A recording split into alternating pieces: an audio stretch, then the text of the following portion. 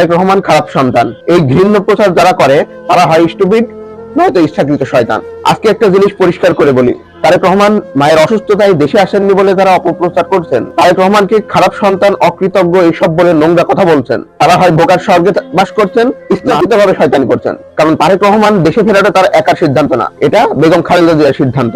এই অবস্থায় যদি বেগম খালেদা জিয়াকে জিজ্ঞেস করা হয় যে তারেক রহমানের কি দেশে আসা উচিত, তিনি বিনা দ্বিধায় বলবেন যে না, তার দেশে আসতে হবে না এখন দেশের জন্য। এবং তিনি আরো বলবেন যে তার এই মুহূর্তে দেশে আসা নিরাপদ নয়। কিন্তু একদল মানুষ এটা নিয়ে এই রাজনৈতিক খেলায় মত্ত।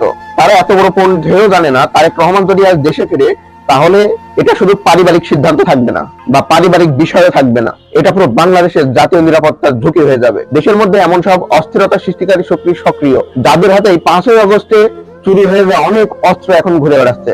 কারা এর অস্ত্র নিয়েছে, কারা অপেক্ষায় আছে, এটা বাংলাদেশের মানুষ খুব ভালো করে জানে।